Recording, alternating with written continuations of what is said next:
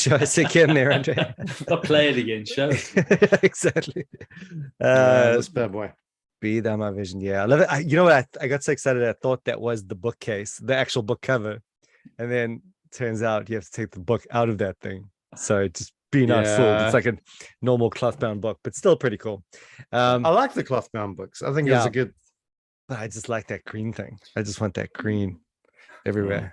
But yeah, I heard him being interviewed on the book. It sounded super inspiring.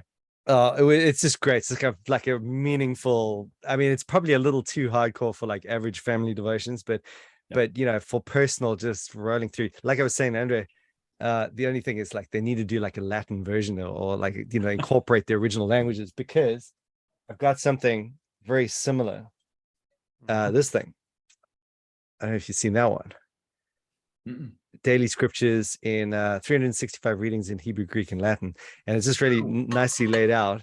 And if you just merge those two books, you know, it's like perfect. Which is, maybe I shouldn't say anything about it because that's what I'm going to do. In my devotions, I'm reading The Mute Christian Under the Smarting Rod. Thomas Brooks. Up? Oh, Thomas Brooks. I was about to say that sounds. It's super very puritanical. Excellent. Mute Christian under the smarting rod. It's like why you should never complain while you suffer. That's like the whole book. Okay. Very stoic, isn't it? Actually, very. I was just about to say that. Very stoic. Yeah. Well, I mean, it's beyond stoic. Stoic doesn't have the right reasons for being quiet. Yeah. Right. But it's like it's everything a stoic would ever want to be. You know, it would make a stoic proud. Yeah. So I will keep my silence, for the Lord has done it. You know. Yeah. Well, you know, that would be such a fascinating study. There we go. Someone out there, there's a free idea for you. Stoicism. Well, that's free Stoicism because it comes from the Psalms. That's true. Although you could take it in a few different directions, and a lot of the Psalms is way too whiny. A lot of the Psalms are way too whiny for Stoicism. Yeah, there's way too much vocalization. Yes. They're not being very mute. And I'm not, you know, and that's not a caricature of Stoicism either. That's just like, you know, I think everyone needs to admit that. We don't mean whiny in a negative sense. It's inspired. Well, a lot of it is like, you know, it's okay to whine, you know, it's because we're weak and fragile. We're not everything the Stoics said we were. Cast your cares upon the Lord because he cares for you.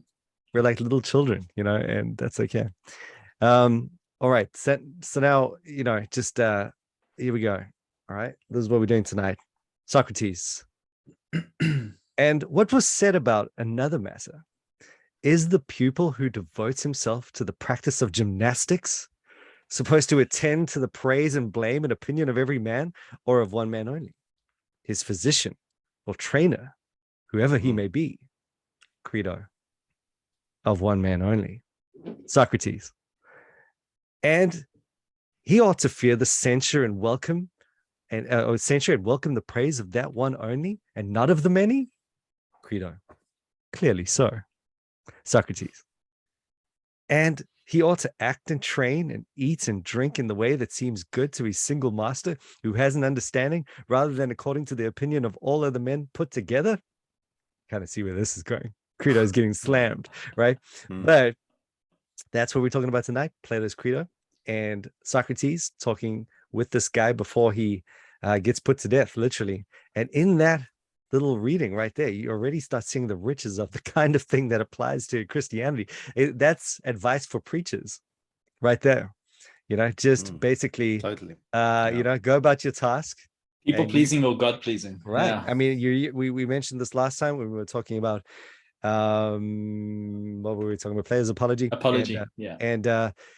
And you know, there already we were seeing so many Pauline ideas and whatnot, but I mean, it might as well be Paul talking there in the way that he would be encouraging Timothy in the midst of all sorts of trial and difficulty, you know. So the riches here, and that's why we're looking at this. I won't go through the full song and dance as to why we're incorporating some of these great books readings and just some, you know, ebbing and flowing around Western literature and the greats and ancient philosophy, but you know, you can see it's just it shines forth with the good, the true, the beautiful, the stuff in common grace is part of and helpful to our sojourn in this age. So before we get started, I have a Klein question. Oh, just to keep it relevant. What would Klein say about no, not that. So I was just whenever we talk about a definition of grace, the Kleinian angle is demerited favor, not merely unmerited favor. It's not merely God's condescension and general goodness and generosity to the world. It's, we would talk about grace in terms of demerited favor, and there's no grace in the covenant of works. And then, so that's a very Kleinian notion. Yet another very Kleinian notion is God's common grace. Mm-hmm. And so, how do these two notions fit together? Common grace, because that's where God is just, it's not his judicial outwork. It's not the outworking of his justice towards deserving or undeserving. It's just a general. So how does demerited favor and common grace, with the word grace thrown into the mix, how do these two things gel in Kleinian thought, I guess, without seeming contradictory? Well, you know what I feel like I need? I feel like I need a good Socratic method to pull us back on track.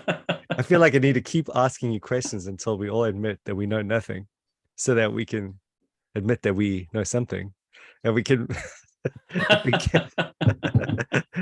But I'm just not that skilled at the end of the day. I'm just going to give you the answer. Man. Well, I know Klein liked the idea of common grace. I mean, he liked the expression. He does wrestle with it a little bit in Kingdom Prologue, I think it was. And he, I think it's just as long as we're keeping our what we mean clear. The issue, I mean, it's because it's unmerited, and because it's undeniably not justice upon us in that moment. There is just no way to get around it. It's not salvific, but it's not what we deserve at that point. So it does fall in the category of grace. It's just not soteriological grace. So yeah, and I think so can we play with the words? Maybe, I don't know. But I think they've stuck. It's interesting though with common grace. It is. I had a little bit of a look into it when because a lot of the Two Kingdoms stuff really hangs on this idea, and you see how it's actually received like quite a little bit of attention in church history.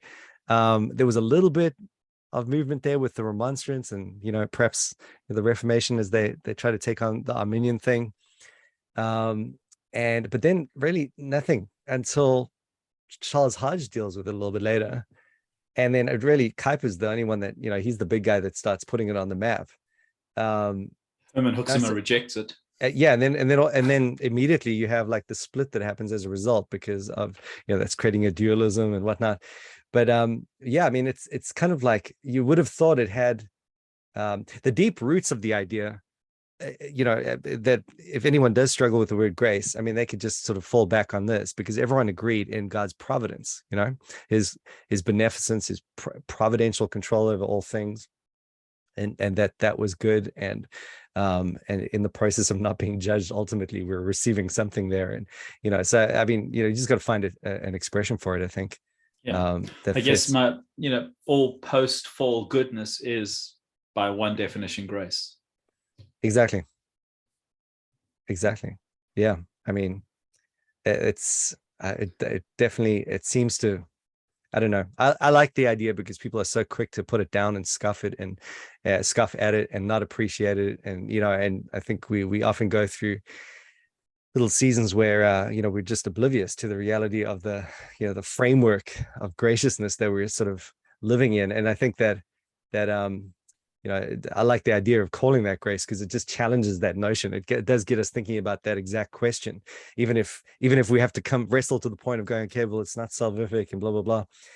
Just even the elevation of whatever God is doing there is I think it's right. Yeah, it puts your life into perspective. You're living in a fallen world. Oh my goodness, you deserve absolutely nothing. Everything is gift. It really ultimately would come down to not appreciate that for what it is. Would come down to me to lessening what we deserve and lessening judgment, because I think that anything what we're currently experiencing in comparison to what it will be like to fall into the hands of a living God, and the fearful thing that is, yeah, I mean, call it what you want again, but it's profoundly awesome and very, very happy with it.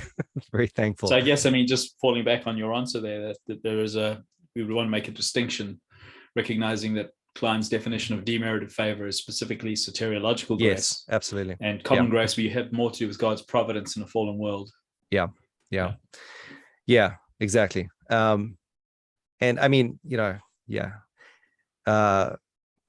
suppose that you got to be careful there, but we have demerited anything. We have not. I don't even know how to say this, but it's like you want to bring that as strongly across as strongly as you can, without making it soteriological, because we do deserve the opposite of salvation, surely. But even now, common grace, it's like we actually don't. We deserve the opposite of what we're currently experiencing, even.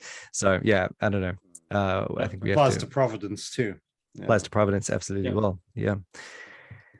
So I suppose one of the things then is that that we're in thinking about common grace is and maybe this is where I keep getting stuck. I told Nick last time, you read through these guys, and I mean you see common grace. It magnifies common grace. It really does. You realize what they did with common grace. I suppose that's the other thing. Just what a shocking, well, not shocking, but what an awesome stewardship of common grace it was in some ways. They are just observing it and processing it and meditating upon it and ending up in these profoundly true places without any special revelation. Amazing. It's a testimony to the reality of common grace. I wonder how some of those neo-Calvinists deal with this. Yes, because I mean, it's like anyone who meets, I don't know, a genuine, sincere Muslim friend. Yes, and exactly. They're just like overwhelmed with the points of similarity, right? Like how they talk about love for God and how there are moral points of commonality and that kind of thing, and people get genuinely freaked out by that. They don't know what to do with it, right? And so this is an exercise in the sense of how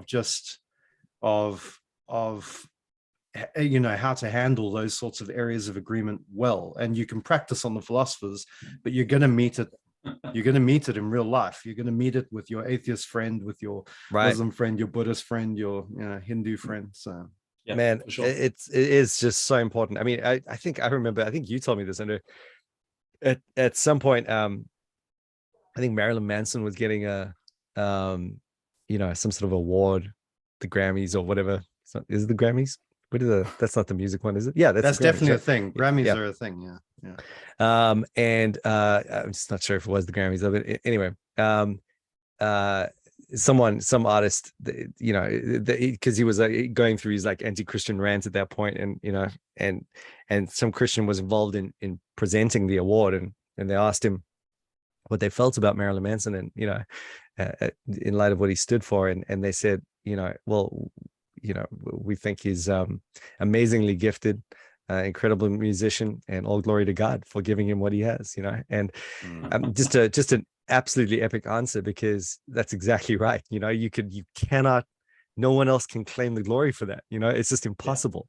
Yeah. If there is any truth, goodness, or beauty that comes out of anything, no matter how, no matter what it might market itself as, if there's skill, it's ultimately God has to get the glory for it. It's rationality. It's the framework in which we operate. So we got to learn to think like that. And yeah, if you don't, I think you get into some sort of real, it's just a matter of time almost.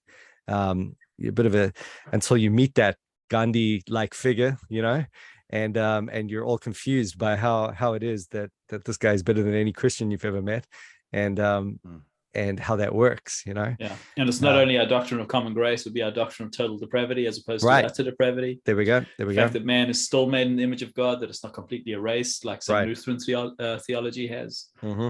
Yeah. So there's lots of biblical grounding for this understanding. So neo-Calvinists need to be careful of this.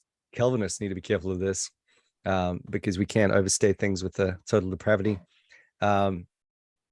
I suppose Pelagians need to be careful of this from the other side as well. In we were talking about this as well with maybe not full-on Pelagianism, but Arminianism at least, with the Roman Catholic idea where, okay, this was Saint Socrates, and this was the pre-Christ saint, who found salvation through his apprehension of God through general revelation and so forth. Or maybe and so on the one hand, we do want to chasten the conservative end, because those would be our friends in the end that we are situated in. And those are the typical mistakes. But on the other hand, we also want to say we're not being inclusivist, we're not being pluralistic.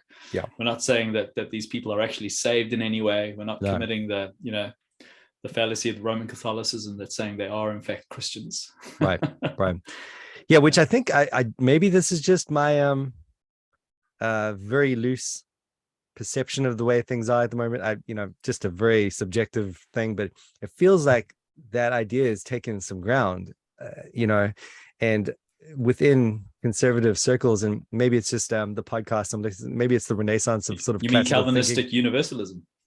No, I mean not necessarily even Calvinistic. I mean just sort of evangelical, conservative evangelical, where maybe beforehand they would have scoffed at the idea that you would even suggest that someone could be saved without hearing of Christ directly or something like that, or Israel. Now it seems like, oh yeah, well, the Roman Catholics have said this the whole way through, and I feel like it might be tied together with a bit of a renaissance of classical thought in general, and just trying to factor that in somehow. But that's that could be just me. Don't know. I think Spartianism, liberalism, I think it comes from several places. That's true. That's true. Yeah. All right. So anyways, back on track here, guys. Sorry. Yeah. Put in our theological reflection. I've got a segue. A segue. All right. The segue is, and you guys mentioned this last time, is that in addition to seeing common grace in these guys, what you also do see, I think, is the law written on the heart. The whole kind of idea of the basic religious principle that I'll be measured according to my works. And you guys spoke about it last week as well, I think, just talking about how that, like, if there's any point, there's so much similarity morally with the Christian faith at so many points, but then it gets to sort of the point. So I'm thinking on the very last page of Crito, where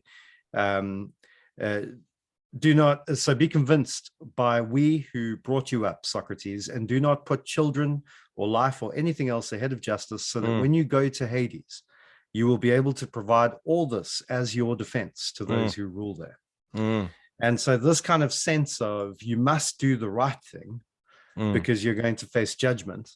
And if you do the right thing, you can bring those things up in your defense. It's the law written on the heart, isn't it? This is an Adamic covenant thing that's still. I mean, it's if you look around the world's religions, even Buddhism has hell, Islam has hell, Hinduism has a sense of justice and punishment. It's amen. We intuit the fact that we will have to give an account for our deeds. On that, agreed. Now, just before I forget, on this point, one of the things we did speak about last time, and by the way, for anyone who's just who hasn't taken a look at this, you have these two, the thing we read last time and the thing we're reading now, literally in the same bit of text there, and concern Socrates' final hours as he goes through this trial and then is in prison and then gets these visitors before he's put to death. And so you can read it in a fairly short amount of time. And so hopefully by the title of the podcast, or at least of the episode, you would put that together at least. But we, just thinking about what we said last time and how it's sort of, you do have a sense, well, I suppose Crito has the sense where he comes along and he talks to Socrates and he says, well, isn't there not more that we could be doing to get you out of here? Could we not spring you out of this joint? Could we not just pay the money? Like, are you really so keen to die? Is this the right way to go about it? And the whole dialogue moves along those lines as he justifies why it is right that he stays in prison and doesn't try and get out and so forth. But one of the things that came up for me last time and has come through here is that when I suppose he verbalizes it so well in that this is the problem. You could get out of this because you're going to leave us as orphans. You're not going to train us anymore. We're going to lose the great Socrates. You're going to leave your children behind. You're going to do it. And he just starts laying it on. This you're going to make your friends look bad, like they didn't try to save you in any way when they had the money to pay your bail. Right. I mean, he lays it on thick, and some of those arguments are really good. I think I would have buckled, argument number 3 there. And in fact, I probably wouldn't have needed to wait. It's just like, give me the money. I want to get out of this place. But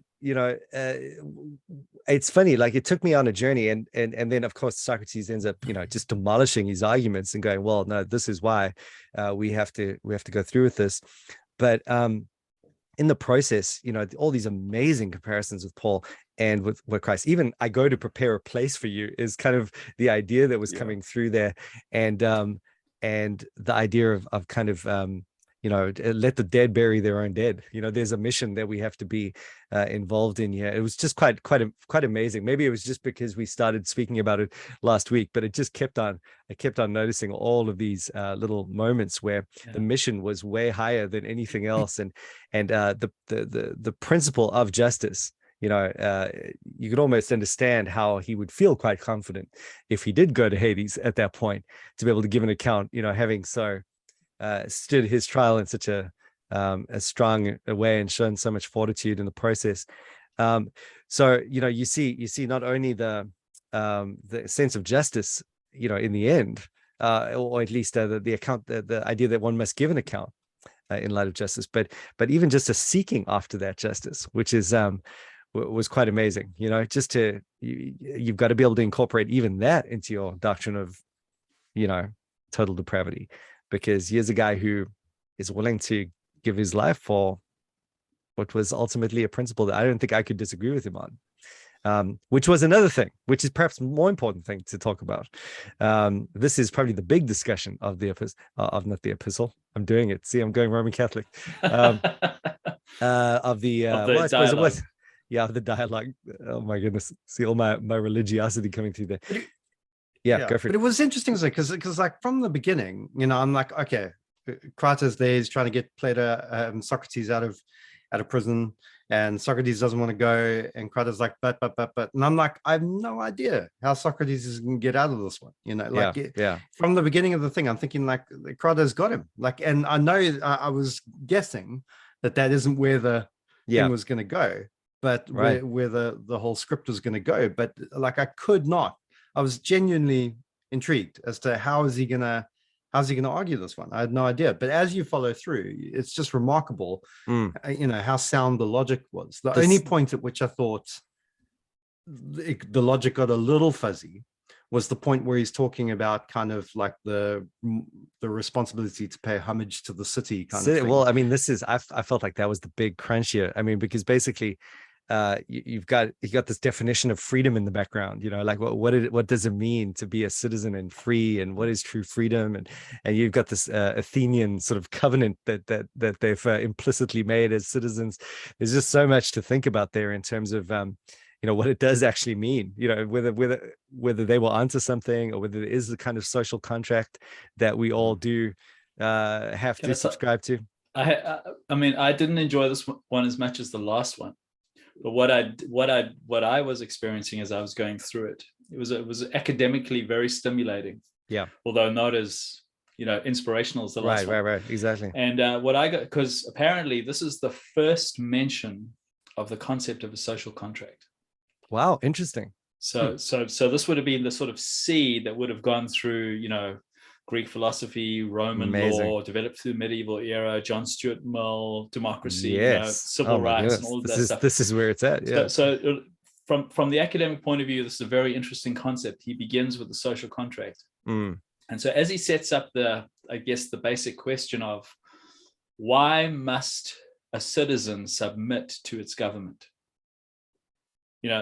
I guess as a Christian, I've got a bunch of better answers than this. You know, Yes. there are a couple of models. You know, but remember, we are looking at this from a common grace, common definitely grace. we are, but I can't help critique it as I'm reading it. Right. So you know, because amongst all these different models, you've got might makes right. You know, I'm stronger than you, therefore I will rule you. Right. Then you've got something like, you know, the divine right of kings. Yes. Then you've got the social contract, which is, you know, it's an democracy agreement between you and the state, which lays the groundworks for modern democracy. Yes. And as Christians, we have more of Romans 13 in the background. You know, we recognize that we are to submit because God has appointed that we should be governed, because government is good and we live in authority relationships.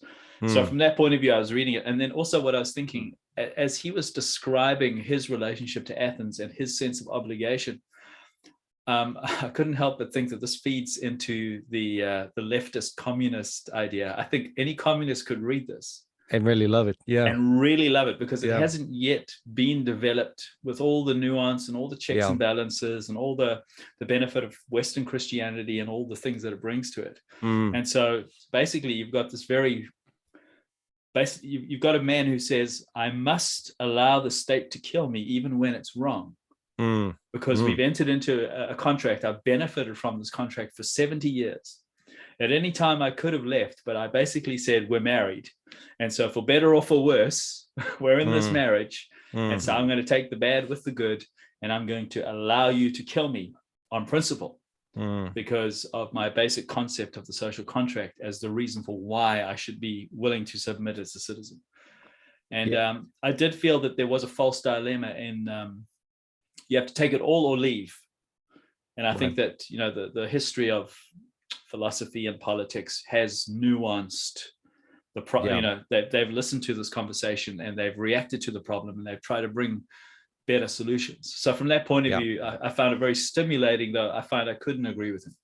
Now, okay, but you know what exactly. I mean, exactly right. That whole communism thing, it was exactly so it brought me back to the question of whether he was in fact the corrupter of youth. You know, which you know, it was really kind of a wow, what just happened there? You know, we are. I'm totally sold. They've got him pinned as the bad guy, and he's not the bad guy, and all of a sudden he's talking in a way that I thought, if hey, wait a minute, if they let this guy loose, if everyone had to do what he did, you know, you'd probably end up with something bizarre, you know, and maybe there is a need to kind of rein this in a little bit. And I don't know, what are your thoughts about that? I mean, there's this incredible tension in Socrates himself, because he didn't become a politician, right? But he deliberately went around like a pavement evangelist. Yes, and he knew. So he had a message. He was definitely spreading his message. You know, I actually, and now I'm moving from the left to the right. You know, Ben Shapiro. People ask Ben Shapiro, you know, why don't you run for president? You seem to have all the answers. And he says, well, I think I can be more influential doing what I'm doing than being the president. Wow. Earn more money too. Yeah, exactly. Less stress. Yeah. True capitalist. But and so I do get a sense of that. And so, I mean, he's definitely making an impression. Yeah. But I mean, here's the corrupting of the youth is there's some truth in the critique, in the sense that he's definitely getting the young people to think differently to everyone else.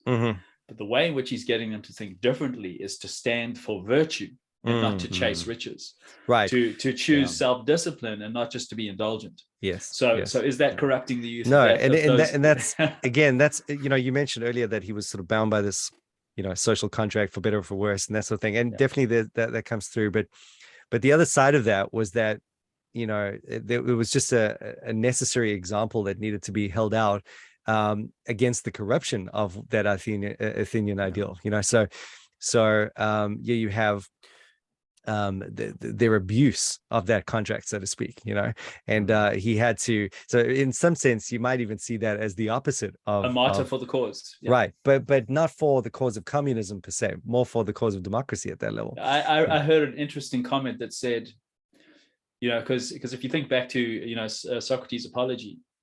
You know, basically the city came to him and said, right, Socrates, when you're doing something bad, how do you think we should punish you? Right. And he could have accepted exile.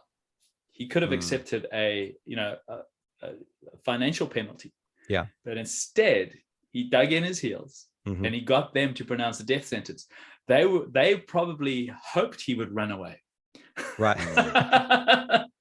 So Right. they wouldn't have to do this Make a terrible martyr thing. of him. Well, So it's and like, he, wow. In one he, sense, I do think he's a little facetious, and it probably, he might have made a rod for his own back in one sense. right. But I guess that's part of the conversation.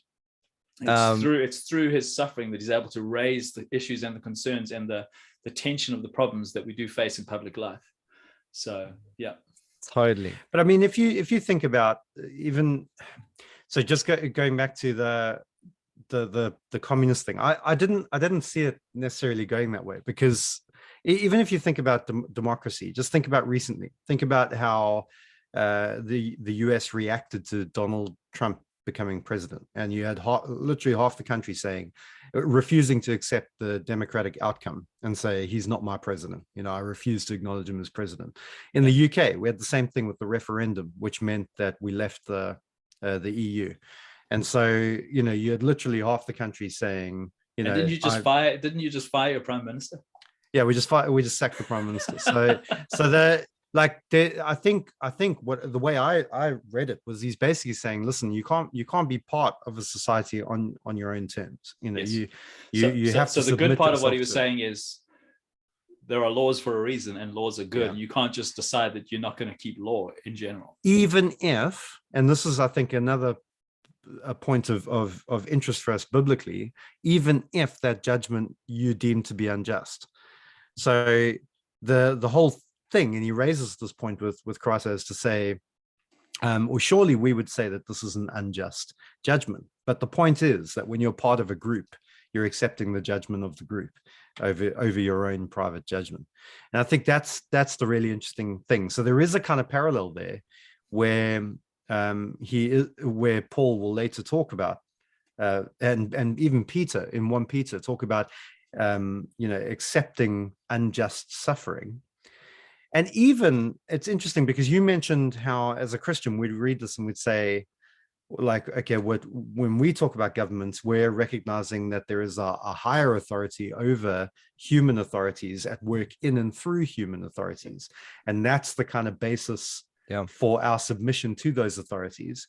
But in some sense, he does something very similar. I mean, just think of his kind of mic drop moment right at the end. Right. Okay. Yeah. So then let it be, Crito, and let us act in this way, since this is where the God leads us. Yes. I guess where I'm reflecting from in my critique is with the development of political thought. So, for example, you look at the American government system, they've split the powers. We've got the president, who's the head of the army. Then you got the legislative body. Then you got the Senate. There are these checks and balances, so that you don't have all the power in the Senate like the Athenian situation. So that, or we would even, as Christians, recognize that there possibly could be a minimal situation where maybe, on a very qualified sense, civil disobedience could take place. Yep. So we're not seeing those nuances and qualifications in someone like Socrates. So I'm coming from that perspective. Totally. Man, I love that mic drop moment. Very well, Crito, if such is the will of the God. And can I just offer a third pronunciation? All right. Crito. So we got Crito, we got Crito, and we got Crito. We got what about critter? Crito. Oh, what about like you little critter? Yeah, Crito. Well, everyone, for the record, okay, admittedly all American, but everyone that I've ever heard say the word, it's Crito. So we all know almost for just that's the wrong. So just for democratic those principle. Who don't have, it's Crito, like crit. So you can call him critter. Critter. Crito. But you said potato. I said potato. Yeah. So the whole principle, though, of him saying, like, come on, Crito, let's reason this out, and let's strive to do what is right here. Like, I think that it's interesting because I appreciated that. Yeah. I mean, it's like isn't this what we want as pastors from our churches, to take the scriptures and to take its worldview and to say, come on, let us live according to this worldview. This is so in every situation, every decision, to say what is the biblical way of life here. And Christians just don't live like that. We just we live according to personal preference, according to the whim of the moment, according to the culture of the time. We don't live rigorously biblical lives where we're saying, right, what is the biblical reasoning here? We know this because every time you encounter a difficult passage with a difficult teaching, like submission to those in authority, this is where you see how Christians actually live. Like, what are the actual worldviews and beliefs and things? So this principle of saying, for them it was the philosophical life, or the good life. Good life, yeah. But for us, the biblical life, the godly life, this is what we want to live. And there are certain, overlaps and parallels, which are remarkable. But it's that intention and that effort to say, hang on, let's just think about what is the right thing to do here, and not to let pragmatics win the day, and to let persuasion be your only tool going forward. And especially not to let public opinion rule the day. And to be so principled, so thoughtful in the principle, just to it's here's a Martin Luther moment. Yes, I got the Martin Luther moment too. Wait, let me just see just to prove this is not a hoax. I'll read you my Martin Luther moment. Okay, go for it. Okay, if this were, that'd be amazing. I was literally going to ask if anyone got the Martin Luther moment, but to me, he says that I ought to escape against the wishes of the Athenians, for I highly value your attempts to persuade me to do so. Is it?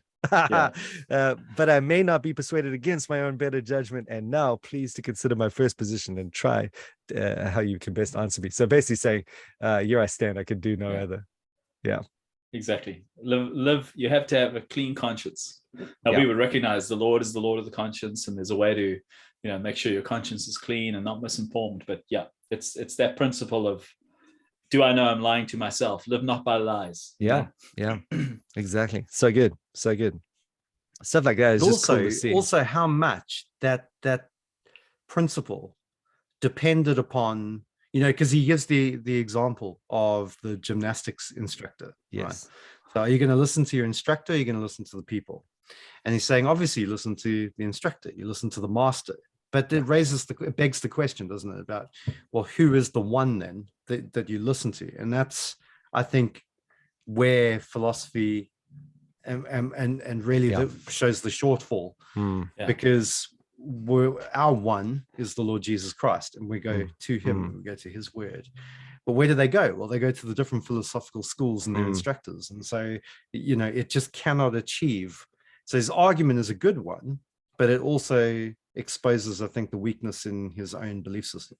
I mean, just to maybe quote a theonomist, if I'm allowed to do such a thing. Well, as long as you're willing to be banished from this episode from. But if God is not your God, the state will be. Right. And I think we do see a case of that, where like he's looking for that next highest principle, but he doesn't have God as we understand him. Yeah. And how his truth impacts our lives through revelation. So the way that he puts it is so powerful, though. Yeah. In questions of just and unjust, fair and foul, good and evil, which are the subjects of our present consultation, ought we to follow the opinion of the many and to fear them, or the opinion of the one man who has understanding? I mean, even the way he phrases it in like, almost like pre-incarnate terms or something. Ought we not to fear and reverence him more than all the rest of the world? And if we desert him, shall we not destroy and injure that principle in us, which may be assumed to be improved by justice and deteriorated by injustice? There is such a principle. And I think even that in and of itself speaks into our culture, which is like, literally anyone's opinion, it carries as much weight as anybody else's opinion. I wonder what he'd say. He's actually having a go at that. Yeah, I wonder what he'd say about Twitter. Yeah. Because he's saying, listen, go to the guy who understands, go to the guy who knows. So, there's some kind of meritocracy thing going on there, But, you go into YouTube and there's these like 21-year-old influencers who are now professionals for your health choices. Yeah, I know.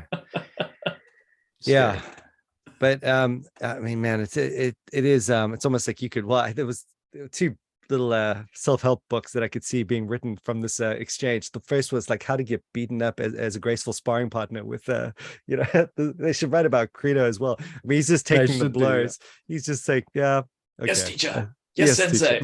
That's right. Yes, sensei. Like we should learn to do that more too. But the other thing was just the well, actually, I've totally forgotten about that now. Because you threw me off with another thought about a sensei, and then I was like, oh man. And then I was like, oh, this kid. I wonder how this. Did you guys also notice the amazing dovetails with Buddhism? No, I didn't. Didn't you really? No. Wow, that's that will leave for another time. But the Eightfold Path of Happiness, I didn't see it.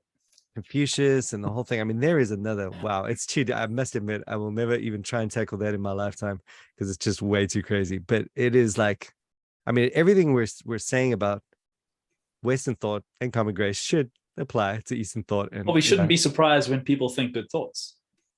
Totally, but it's just they were profoundly similar good thoughts, and they bubbled up from this spring of reflection and common grace. And anyway, so it is helpful to see that and sometimes. also possibly there is an argument that says that a lot of Buddhism that reflects common points with Christianity were actually influenced by early Christians. Interesting. So it's not so much a common grace thing as it is just Buddhism absorbing early Christian mission. Right.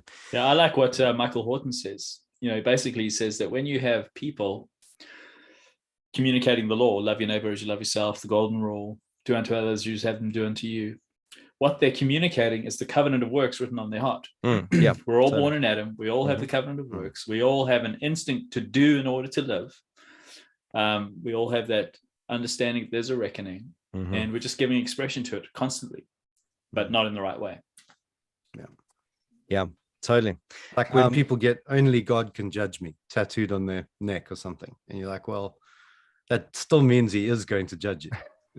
So you're against church membership, are you? Anyway, forget that. Wow, that's spoken like a true Baptist. Very Paul says, "Judge those who are inside." Just saying, that was like very polity-driven statement. It was just triggered me. Just triggered me. Difficult. I've got a hair trigger. It's not here, it's everywhere else. Oh boy. But yeah, one of the thoughts, okay, we got to leave this Buddhism thing alone, but what is starting with Nick Sensei, the Sensei trajectory. What I thought I did have, and this sort of, I suppose, ties back with our even further conversations back with the Stoic and Jesus as a philosopher thing, is that I have an obvious bias toward Western ancient Greek thought, and not Eastern thought. And one of my immediate knee-jerk reactions as to why that is because I think of Eastern thought as so much more religious and pantheistic and spiritualized and new agey and that sort of thing, and it's sort of less logical and so forth. Just based on mystical. a more it's like rationality versus spirituality, and logic versus intuition. And I suppose those are all big caricatures, but still, that's how it comes across to me. And then, but I have found myself thinking, oh my goodness, I mean, even that's probably not. It needs to be challenged because I mean, these guys, all the Greek guys, are thoroughly religious. There is a profound sort of spiritual. Well, I don't want to say profound, but an important and a prevalent spirituality running right throughout. Yeah. It's just that I think we're just more okay with it somehow, and it's equally idolatrous. Spirituality expressed in rational formulations. Yes. Or, but sometimes not even, sometimes it sounds very Hindu, you've got these crazy guides running around and, okay. Yeah. Well, yeah, exactly. Yeah. And the mystery cults are everywhere. Right. Yeah. And especially as you start thinking about those pre-Socratics, some strange stuff. Well, they mention it, don't they? They mention, I think in the Plato's Crito thing, they mention one of the cults where they like dance around in a trance, and it's like because he makes mention of them being able to hear the pipes. Yes, yeah. And so it's like literally like they get into this kind of demonic trance where they can Right. hear some demonic music that they dance to and stuff like that. Yeah. It's pretty scary. And yeah, that's happening in the heart of this philosophical culture. Right. So I think it's been the sort of Oracle of Delphi baptized. hanging in the background. Totally. And I mean, God even Apollo, just these yeah. exactly. So I think what has happened, and probably this is just a dose of caution for, we have to just take on board, is that it has been because of, it's been upheld and venerated in classical culture and Western culture. It's like, yes, but they are just acceptable. It's just an acceptable form of paganism that has incorporated itself into Western thought, but it's just as bad. Well, it's like today with the Viking stuff. Like everyone is accepting and dumbing down, watering down, and sort of like reviving this love for Norse mythology and stuff like that. I'm reading Beowulf right now. Yeah, well, one time, except that's more sort of English, but I guess, but it's dude, it's all about the Danes and one time. But like all that stuff, and people forget that but they did used to do like human sacrifice and all sorts of crazy stuff. And so when people are like getting their Viking rune tattoos and stuff, that it's being upheld in a way that isn't fair to what isn't true to what it actually is. It's cultural misappropriation. Yes. Hey, well, it's misappropriation, but it's also that the West is, it affirms what it does. So what we've affirmed about ancient Greek culture is not the mystery cults. Yeah. What's been upheld and celebrated has been. We sanitize everything by turning it into a trend. Yeah. There's another trigger for you. I felt that could have turned into a trigger. I feel like if we pushed that a little bit harder, you'd burst into flames. I've seen it before. All right. Now, I don't know.